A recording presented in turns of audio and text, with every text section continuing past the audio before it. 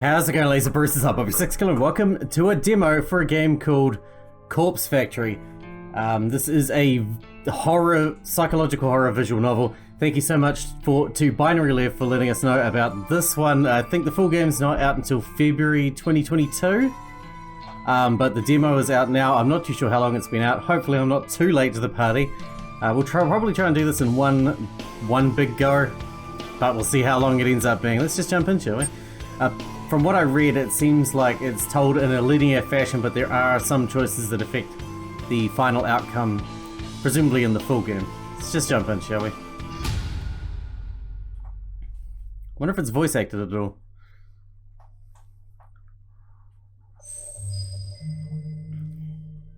Prologue. Emi Katsuno.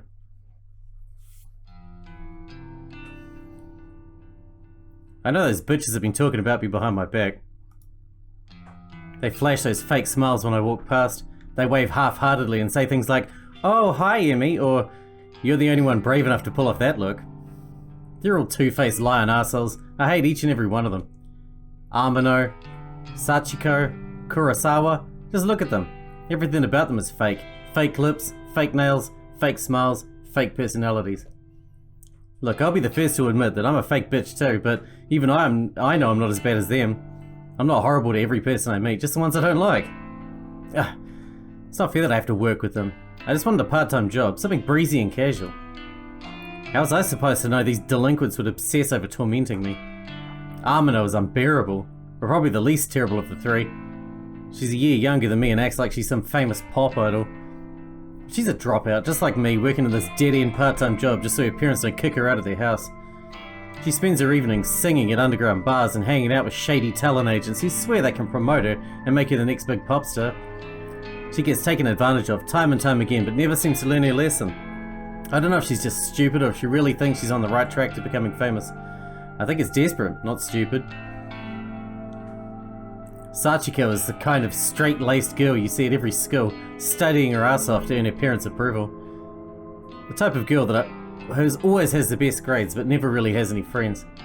She's the kind of girl that graduates, then the reality of the real world knocks her on her ass and she realizes she actually has no clue what she's doing, just like the rest of us. So she settles for the first crappy job she could find, and then suddenly it's 3 years later and she's still mopping up vomit just to make ends meet. Instead of being humbled by her situation in life, Sachiko decides to take her anger out on everyone around her. I've seen her slap customers out of frustration. Rumour has it that she strangled the manager on one occasion. Apparently he's too afraid to fire her now. I don't blame him. I'm afraid of her too. And then there's Kurosawa. I could write an entire blog on all the things I hate about her. She's pretty, but she's very aware of it.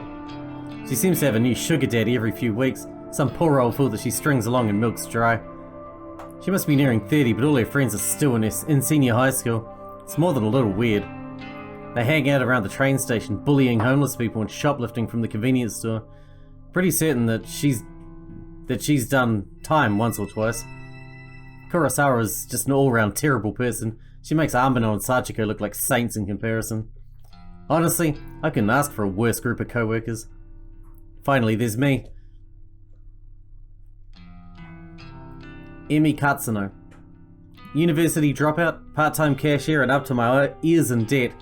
I live in a crappy apartment in a bad neighborhood just to keep my head above water. My apartment building is filled with deadbeats, loan sharks, junkies, perverts, you name it. As if that wasn't bad enough, I have to work 4 days a week with the 3 worst girls I've ever met in my life. Why are these coloured? Can I do something with that? No. Today is no different from any other day. Amano greets me at the door, her disgustingly puffy and pouty lips pulled back in a half snarl, half smile. I can smell the sickly sweet scent of too much lip gloss from 10 feet away. "Oh, hi, Emmy. You're late again, you know." Bitch. "Yeah, sorry.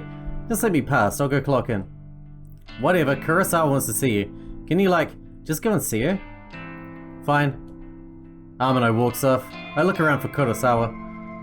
The stale stench of cigarette smoke eventually overwhelms the lingering scent of lip gloss in the air and leads me to her location. "You wanted me?" "Katsuno.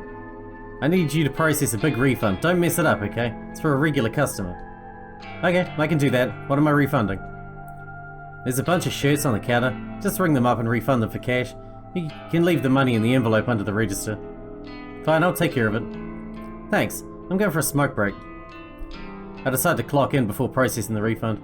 I won't be paid for this shift if the company doesn't know I came into work. I go behind the counter and retrieve the sign-in booklet. I flip to today's date and fill in my details. Done and done. The shirts that Kurosawa mentioned are lying haphazardly over the counter. I pick them up and scan each one. They're not cheap. The first rings up at 11,000 yen, and the next is 13,000. There are 6 shirts all up, each one a little more expensive than the last. They don't look worn and the tags are intact. I'm supposed to ask for a receipt or proof of purchase before making a refund, but the customer is obviously not here.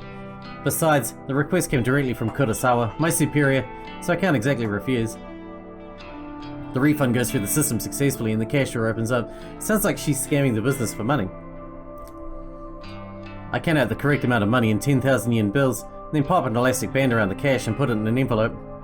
I also print a copy of the refund receipt and slip it in with the cash. Job done. I slide the envelope back under the register and lean against the counter, surveying the store. I can see that there aren't any customers around. It's still early in the morning after all. We don't usually get much business until around lunchtime. I hover around the register for a while, biting my nails and staring up at the clock to pass time. Kurosawa eventually returns from his smoke break. Half an hour must have passed by now. Who does she think she is? You finished that refund? Yeah, I did it just like you said. Okay. She rummages around underneath the cash register and pulls out the envelope stuffed with cash. Her fingers flick through it quickly, counting each note, and she nods as though satisfied. Good work, Katsuno. I'll pass this on to the customer next time they come in. No problem. Anyway, I'll take over the cash register for a while. Do you want to go tidy up stock? Yeah, okay. I'm not too bothered if Kurosawa wants to take over my register duties. It's boring standing around. I'd much rather be doing something than nothing. As I head toward the rack of untidy jackets, Sachiko bumps into me. Sorry, I didn't see you there. Sorry? Did she actually just apologize to someone? Sachiko? The customer abuser? That's fine. You okay? I haven't been sleeping real well. I'm just tired, that's all. Well, get some rest, I guess. Thanks. Look, while I got you here, I know I haven't really been easy to get along with lately. I got my own personal issues, but that's no reason to take it out on you and the other girls. I can't believe what I'm hearing here. Sachiko has had a change of heart. So I'm resigning as of today. I don't deserve this job. I want to apologize and make sure there's no bad blood between us. Sachiko? I don't know what to say. I never expected this from you. Yeah. If you're resigning, do you have another job lined up? No, not yet, but I need to work on myself first. I have a lot to think about. Well, I mean, as long as you're sure about this. I am. In that case then, thank you for apologizing. I forgive you. Thank you, Emi. Well, until next time then. Yeah, until next time. Sachiko takes her leave, and I'm still taken aback by a sudden personality change. Did I misjudge her from the start? No, that can't be it. She has a history of abusing customers and co-workers. No way I imagined all that. Regardless, I'm actually kind of glad she's trying to get a grip of her life. I hope everything works out for her. If she's resigning today, then I suppose the only 2 terrible co-workers left are Amano and Kurosawa. I glance at Amano, who's standing by the door, waiting to greet customers. She has a vacant expression on her face like always. I then look toward the register where Kurosawa should have been standing. But she's not there. Didn't she offer to take over register duties from me? Where the hell did she disappear to? I wander behind the counter. The register doesn't look like it's been touched. Out of curiosity, I slide my hand around under the register. It's gone. And the cash-stuffed envelope is gone. No sign of it. The receipt from the refund is lying on the floor. I bend down and pick it up. It's a standard refund receipt, stating the value of the transaction. My name is signed at the bottom since I was the one who processed it. The refunded money is gone, and so is Kurosawa. Did she... No, she couldn't have. Surely she wouldn't have run off with the money. No one would be stupid enough to risk their job over that, would they? Ah, there's Katsuno. You should go ask her about it. Huh? Kurosawa's still here? She seemed to pop up from nowhere. Katsuno, a word if you please. Ah, Hirota, the manager of the store. He normally spends his time in the office out back, so it's kind of unusual to see him here. What could he want with me? Kurosawa was tending to the register when she noticed the system flagged a large refund as suspicious. Do you know anything about it? Well, yeah, I processed a big refund this morning. Is that so? Do you have the receipt? Here. I hand him the transaction receipt that is still between my fingers. He looks it over once, then twice, his eyebrows furrowing. This is quite a large refund. No wonder the system flagged it. Did you get approval from Kurosawa before processing this? Kurosawa was the one who asked me to process it, sir. I never have even spoken to the customer that it was intended for. That's not true, Hirota. I don't know anything about this refund. Wait, what? Where is that refunded money now? Well, I put it in an envelope under the register, but... There's no money here, sir. She's lying to you. Interesting. No money to be found in Katsuno. You're the one who signed off on the refund. That makes you responsible. Yeah, I did sign it, but... You're gonna have to tell the truth, Katsuno. Did you take the money? Don't maybe get the police involved. Wait, hang on. Do you think I stole it? Kurosawa asked me to process the refund and leave the cash in an envelope. Nonsense. That's simply irresponsible. It's not safe to leave cash out of the register. But... I feel my stomach beginning to sink. What exactly is happening here? Confess at once, Katsuno. I didn't steal the damn money. If anyone stole it, it was that bitch Kurosawa. Enough. We're not going to stand here and argue about this like bickering schoolchildren. Sachiko. Like a serpent slinking out of the shadows, Sachiko slides beside Hirota. Yes, Hirota? Did you witness Katsuno take an envelope of cash from the register? Oh yes, sir. Just this morning. She acted like she was processing a refund, then pocketed the cash. I meant to bring it to your attention sooner, but... Sachiko? That bitch. She hasn't changed at all. She just sold me out. I managed to catch a glimpse of Kurosawa smirking at Sachiko. They nod in unison and giggle. Are they in this together? Are they throwing me under the bus just so they can steal some cash? I can't believe it. I'm so freaking angry. There you have it. A witness to your crime, Kurosawa. A witness to your crime. Kurosawa, if you could kindly call the police. Yes, sir. Wait just a minute. I scream louder than intended, but my blood is boiling and I can barely control myself. I didn't steal any money. Why don't you check the security cameras? You'll see that I'm innocent. Oh, you know those cameras haven't worked in months, right? I suppose nowadays they're mostly just for show. Of course, if Hirota really wants me to, I could go double check just to be sure, though I think that would just be a waste of time. Thank you, but that won't be necessary, Kurosawa. Kurosawa's eyes narrow as she gazes at me wickedly. Amano, please show everybody what you found. You got it, boss. I didn't even realize Amano was part of this discussion. She's leering at me disgustingly and slapping an envelope against her open palm. Found this wad of cash in Katsuno's locker out back. I can feel the blood drain from my face. I haven't even been out back today. Are they all in this against me? Do they plant evidence to get me in trouble? You're lying. I haven't even had time to go out back today. I mean, what do you want me to say? You think the cash just appeared out of nowhere? It would seem all the evidence is against you, Katsuno. Since we located the money, I won't have you arrested, but you will not step foot in this store ever again. Do I make myself clear?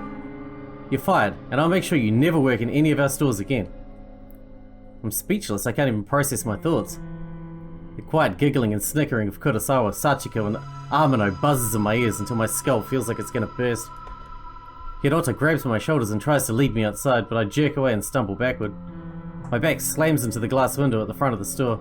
Thankfully, the glass doesn't shatter, but I can immediately feel a bruise forming. I push myself forward, regaining my balance, and duck toward the sliding door. See you around, Emmy? Oh well, I guess not, eh? I blink tears out of my eyes as I dash through the store's front door.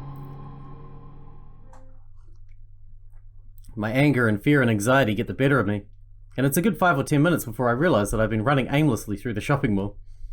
I reach a hand to my eyes and wipe away the moisture and take a deep breath. I look around trying to get my bearings. The escalators. At least I know where I am. I need to sit down and compose myself. If I don't calm down, I might be tempted to return to the store and start punching those 3 absolute assholes. With my head down, I blindly charge toward a small seating area. Ah, watch out! I collided head first with somebody in front of me. Without thinking, I scream out in anger. Watch where you're going. Sorry. Wait, this girl. I know her from somewhere. Katsuno? Is that you? Huh? I know you. Have we met? Yes, of course. We graduated from senior high school together, remember? Did we? Senior high school was more than a year ago. Feels like a different lifetime. How did she expect me to remember that? Maybe, yeah, you're Sato, right? Aoi Sato? That's me. You do remember. Well, kinda. Sorry, I had a crappy day. I just got fired, so I'm not thinking straight. You got fired? I'm really sorry. You bumped into me pretty hard. Are you hurt? I'm fine. Aoi is rubbing her arm tenderly. I figure I must have injured her, but I'm not really in the mood to stand here and apologize to some old acquaintance. I have to go, excuse me. Oh, okay. I push past Aoi. Unexpectedly, this shy and spineless girl grabs my arm and stops me from leaving. Her grip is surprisingly strong. Katsuno, you said that you just got fired, is that true? What? Yeah, I'm pissed off about it. Tell me, what happened? Why are you so interested? I just thought maybe I can help, is all. Whatever, you can't help. Some bitch set me up. She stole a bunch of money and made me take the fall. Ah, I see. Are we done here? Can I leave now? Sorry for keeping you. Yeah, okay. Once again I turned to leave, but Aoi's next words managed to catch my interest. You know, if someone got you fired, there is a way you could get revenge. Revenge? What is this girl on about? Does she have some way for me to get back at Kurosawa? What am I thinking? I can't even step foot back in the store. My chance to get any kind of justice doesn't exist. Revenge? What the hell are you talking about? Never mind, I shouldn't have said anything. Oh hell no, you're not going cold on me now. Tell me what you meant. Okay, but let's talk quietly. There may be a way for you to get back at whoever got you fired. Have you heard the rumours of Sixkilla's website? Sixkilla? Who is that? Sounds like some death metal band. Aoi ignores my comment and continues on with his speech. They say that if you visit Sixkilla's website, you can request a death. Request a death? What is this girl ranting about? Hang on, start over, I'm completely lost. Aoi frowns, a look of annoyance on her face. Say somebody wrongs you and you want to get revenge on them. Go on. Rumours state that you can visit Sixkilla's website and fill out a form in order to request a specific person's death. This Sixkilla, is she like a hitman or something? No one knows the truth. All I know is that her victims always receive a photo of their own corpse before they die. How is that possible? I don't know. I've been wanting to use the website for some time. There's somebody I'd be happier without, but I'm not brave enough to go through with it. Still, I want to know if the rumors are true. If you use the website, could you tell me if it works or not? This whole thing sounds sketchy, risky. Are the police going to come to me if I go on this website? I've got no idea. Well, thanks, I guess. Aoi doesn't make it a further attempt to stop me when I turn on my heel and walk away. I don't know what to make of her suggestion. Can such a website even exist? The ability to request a death just sounds so unbelievable. And yet, I find myself unable to get the possibilities out of my mind as I make my way toward the train station. Sixkilla, a website tailored for revenge. I could dob in Kurosawa, Sachiko, Amano. If I could remain anonymous, then no matter what happens, whatever fate befalls those girls, it couldn't be traced back to me. I start to wonder if ordering the deaths of a few girls simply because they got me fired is a little extreme. Although, they're not exactly saints, they're closer to human garbage more than anything else. They've always been hostile toward me. I'd probably be doing the world a favour if I had them all killed. If they screwed me over without a second thought, who knows what they might do in their next unsuspecting victim. Yeah, killing all three of them is the right thing to do. Removing them from the planet will prevent them from hurting anyone else. My heart begins to race. The trip back to my apartment is boring. The train carriage is nearly empty, save for a few junior high school boys and a couple of women in business attire. I have a few seats all to myself, so I sprawl out and check my phone for messages. When I feel confident that no one in the carriage is watching me, I decide to search for Sixkilla's website on my phone. I don't exactly know how easy it'll be to find. Maybe I should have asked Aoi for this address. Well, a quick search shouldn't be too hard.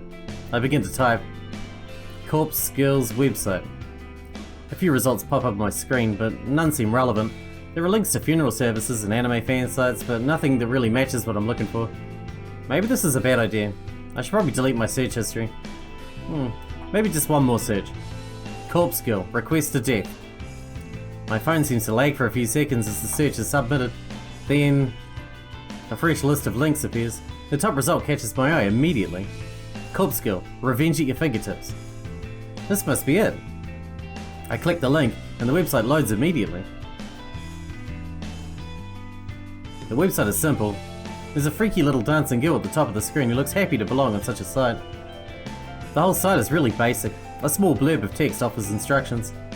Request a death. Fill out your victim's information and upload a photo of them. Your victim will receive a photo of their own corpse shortly before they die. Watch out, don't be an idiot and enter your own information or you'll be cursed. What the hell? Is this site actually for real? I start to wonder if I should go through with this. There's very little useful information on the site. I mean, it does say requested death, but come on, is someone actually going to go out and kill the person I choose? And how on earth can someone receive a photo of their own corpse before they're actually dead? That doesn't make any sense. My heart suddenly skips a beat and I nearly drop my phone when it buzzes at me. Thank God it's just a text message. An unknown number? That's never a good thing. Wait a minute. There's a photo attachment. Who would be sending me a photo from an unknown number? My curiosity gets the better of me and I open the message. Kurosawa, you freaking bitch. I knew it. I knew she set me up, and Amano and Sachiko were in on it too. They made me process a fake refund to get cash out of the register so that my name would be on the transaction. And all for what? A bit of cash that they have to split 3 ways? Also, didn't they return that to the manager? To get us in trouble? Ugh. Kurosawa, I'll kill you. I'll kill you. A few of the junior high school boys nearby me looked at me with worried expressions. But I don't give a damn. I'm angry. I'm furious. Kurosawa was going to pay. I closed Kurosawa's message and returned to Corpse Girl's website. It's clear what has to be done. I'm going to request Kurosawa's death. I read the website's instructions one more time to make sure I haven't missed anything important. Enter the victim's phone number and upload a photo of the victim. I can't believe it. Kurosawa just signed her own death sentence. She sent me a photo of herself and her phone number was included with the message. I fill in the phone number and upload the photo, my hands trembling the whole time. My thumb hovers over the submit button. I feel a chill down my spine. My face turns pale and I immediately feel cold and clammy. Is Kurosawa really going to die if I use this website? Or is this all a sick hoax? I run through the possible outcomes in my head. First possibility, nothing happens and Kurosawa is none the wiser. Second possibility, Kurosawa gets pranked by whoever is running the website. Maybe the administrator gets a kick from tormenting people. Kurosawa might just receive some spam texts or something like that. Third possibility, Kurosawa dies, she gets murdered, or some elaborate scheme is concocted to make her die accidentally. My lips curl into a frenzied smile. I like the third possibility the most. I slam my thumb down and smash the submit button. Prepare for the end, Kurosawa.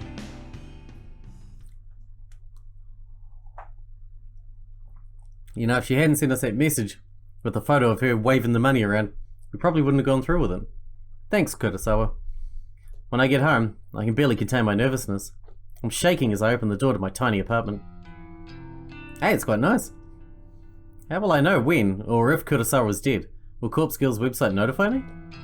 No, of course not. I didn't give any of my personal information to the site. The entire thing was anonymous. And it's not like I can visit the store tomorrow and see if she comes into work. I'll be kicked out as soon as I show my face. So what do? Might be on the news. Ah, that's it. I whip my phone out of my purse and open Noise, a social networking app that all my co-workers are connected to. Kurosawa, Sachiko, Amano and I are all in this group chat labelled Work Life. We use the chat to swap shifts with each other and complain about the boss. Just as I was hoping, I haven't been kicked out of the group yet. I swipe through the list of chat members and tap on Kurosawa's profile.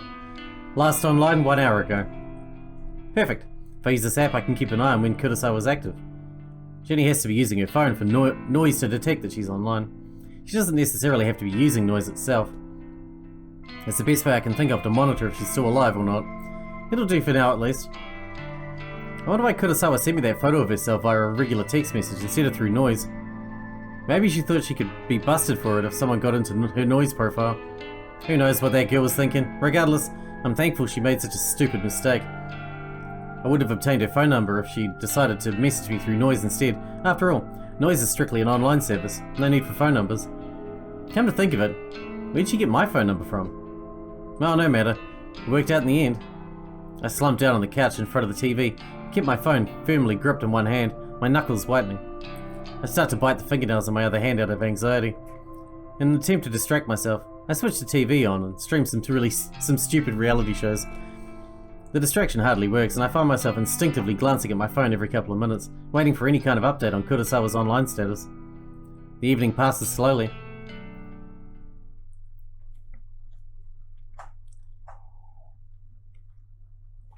Sunlight streams through the open curtains and I startle. Did I fall asleep on the couch? I wipe my mouth with my sleeve, cleaning up a trickle of drool from my chin. My phone is still in one hand, and I quickly check it. I tap the fingerprint-smeared screen, but it's not responding. The battery died. I must have fallen asleep and left the screen on all night. I race towards my charger and plug it in, anxiously waiting for just enough energy to turn the phone screen back on. After what seems like an eternity, the phone comes to life. I catch a glimpse of the clock as I swipe the lock screen away. 6:34 AM. That's early, man. Screw being up that early. I open up Noise as quickly as I can to flick through to Kurosawa's profile.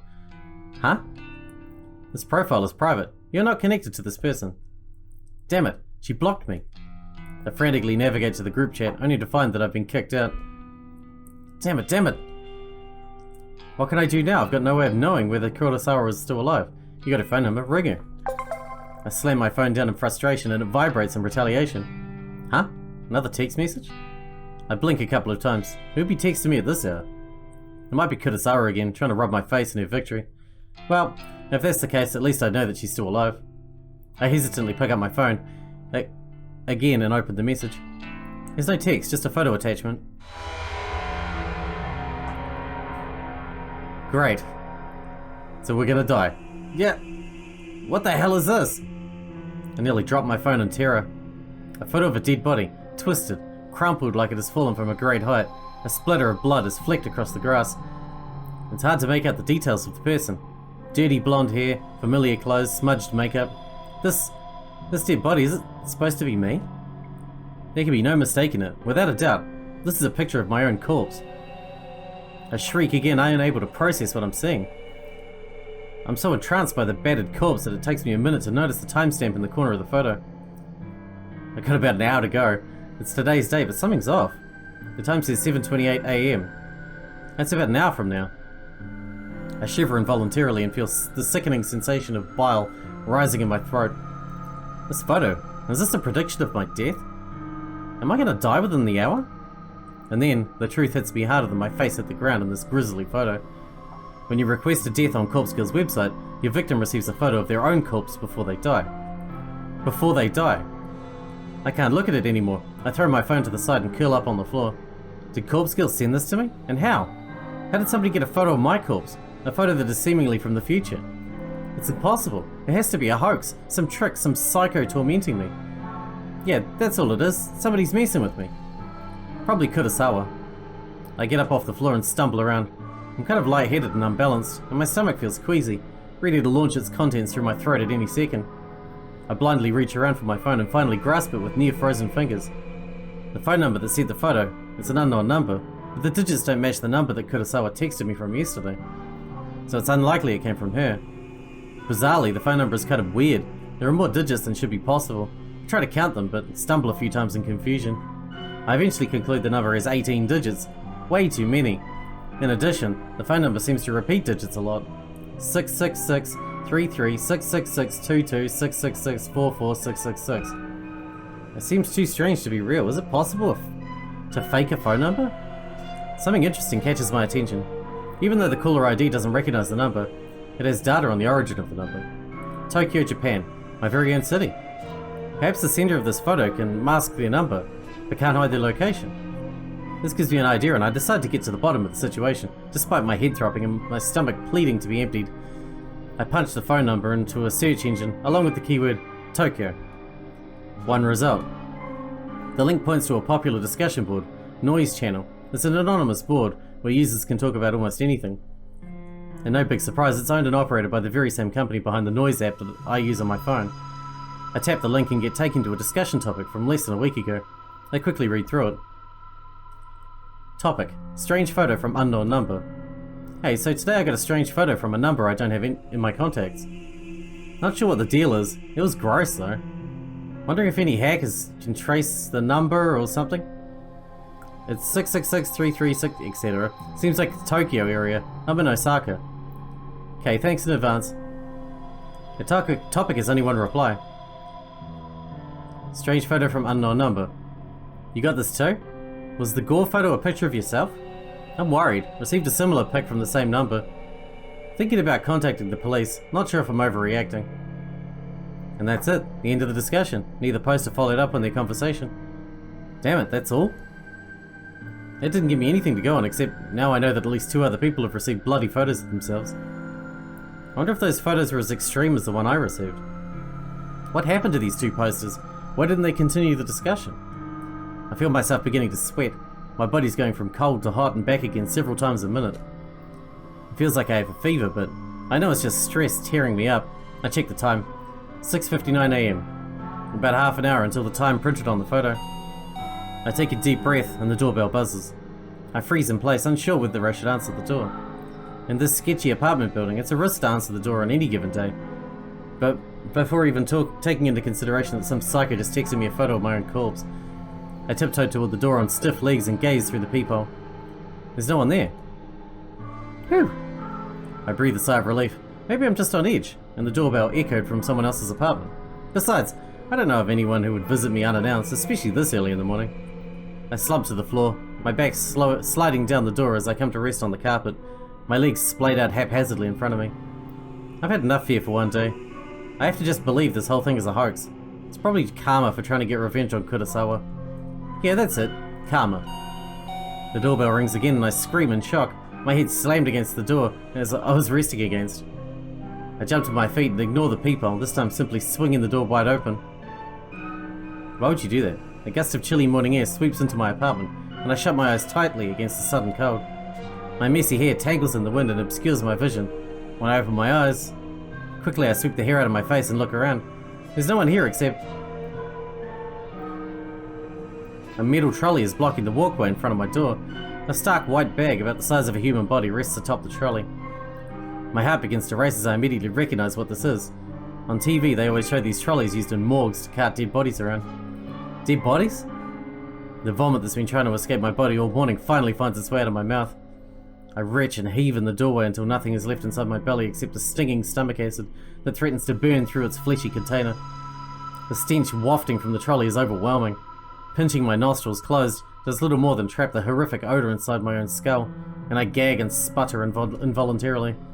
My hand reaches forward, as though controlled by some being other than myself. I can't pull it back, and I can't prevent my fingers from grasping the zipper tag attached to the front of the body bag. I unzip the bag.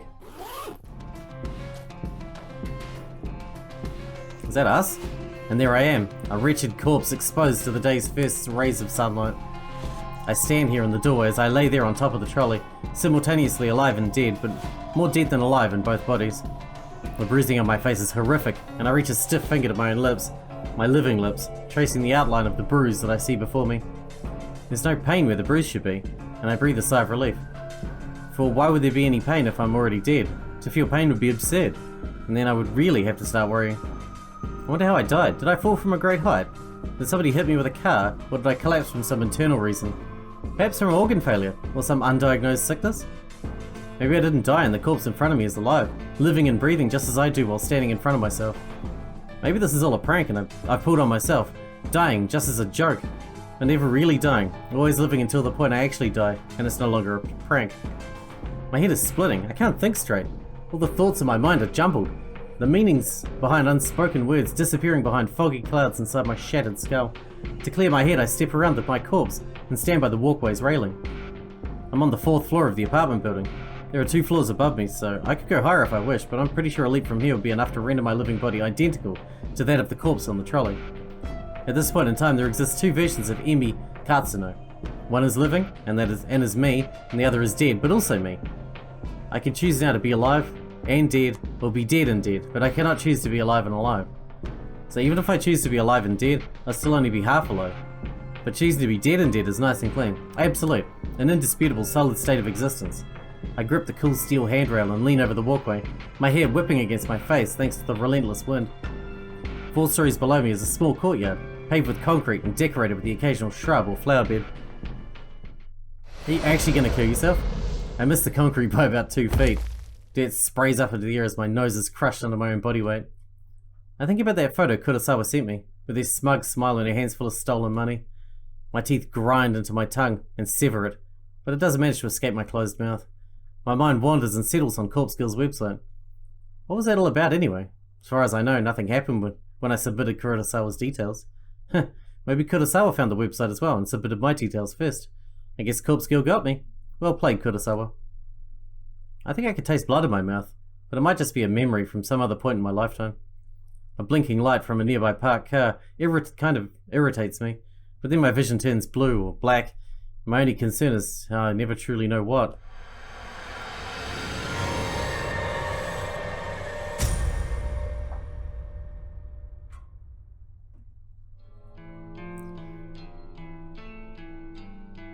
Okay, Jesus. Brutal. Thank you for playing this demo. Unravel the mysteries of Corpse Girl when the full version of Corpse Factory is released in 2022. That's ages away. Well, I'm curious. In the full version, do we play as Emi Kurosawa? Because she dead now. She dead now. What does that mean? Is this just to give us the premise? Or are those the actual characters that play the role in the actual game? I don't know, but I'm fascinated. Anyway, let me know what you guys think about it. Hope you guys enjoyed it, and until 2022, I guess we'll have to wait and speculate on what's going to happen. Hope you guys enjoyed it. Thanks for watching. Thanks for hanging out with me, and I'll see you in the next one.